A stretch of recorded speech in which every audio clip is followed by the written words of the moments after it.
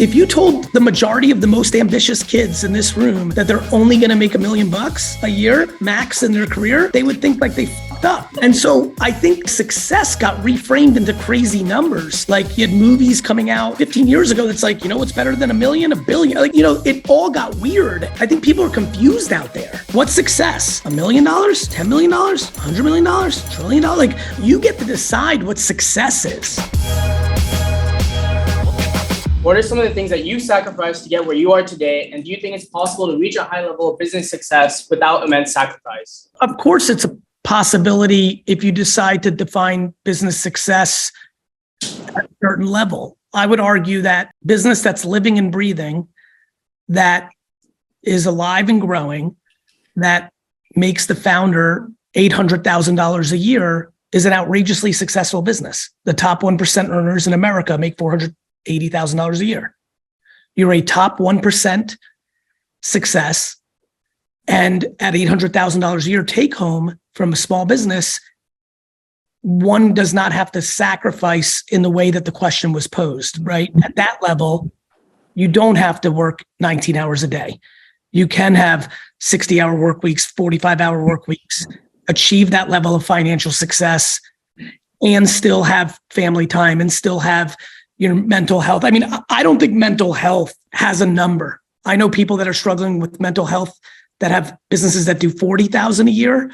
And I know people that do not have mental health issues and have good, content, happy peace of mind that run $300 million a year businesses. So I don't think mental health has a direct attribute with size and scale. I think it goes back a little bit to self-esteem, self-awareness.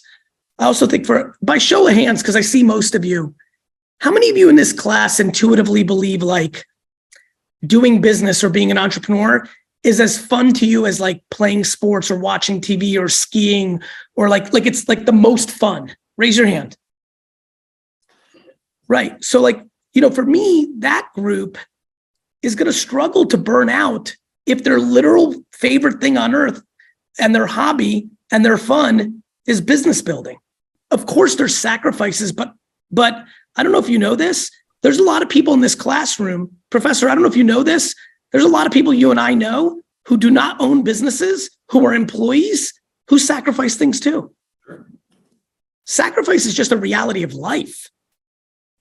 But you get to decide what success is, right? Like, what's success? $1 million? $10 million? $100 million? Trillion dollars? To me, why I love entrepreneurship, for me, success is being able to do what you want to do every day and living within the means of how much money you have. So if you don't have tons and tons and tons of money, well, then you can fly private everywhere, anytime you want. But having the freedom to create and do your fucking thing, well, that doesn't take that much money. I think this is a very complex question. I think a lot of kids and a lot of grownups are confused by this. I don't think you have to be unhappy, to win. I think you can build an empire on your terms and in your way. I also think people lack patience. I think people want money too fast. I think that hurts them. I think that's where I think people burn out or sacrifice because they're trying to win too fast to show everybody that they won. I'm petrified of people thinking entrepreneurship is cool and just doing it because they think it's cool. It's fucking hard. When we were growing up, if you made $1 million a year, you were big time. Now, if you told the majority of the most ambitious kids in this room that they're only going to make $1 million a year max in their career, they would think like they fucked up. Oh my God. And so I think success got reframed into crazy numbers. You had movies coming out saying Justin Timberlake's, making a movie 15 years ago that's what's better than $1 million, $1 billion? It all got weird. And the separation of wealth and society has gotten weird and too extreme. And so I think people are confused out there. Hi, Gary. So just relating to the concept of failing fast and learning from your past mistakes, how can individuals reframe their perception of failure and used as a tool for growth and progress? A lot of you were of the generation where failure started to get demonized. Right back to me and Professor being older, like there was no such thing as any trophy for anybody besides the people that won Little League. And so we created a culture in the last 30, 40 years where we tried to overprotect people from failure.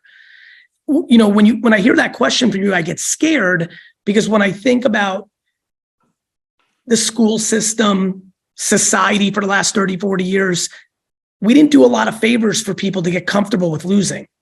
We demonized it. By overprotecting people from it, we made them think it was bad. Humans, not Gen Z, not emerging Gen Alpha, not boomers, like humans need to practice losing a lot more. So the answer to your question is it's easy. Go do shit. You'll lose.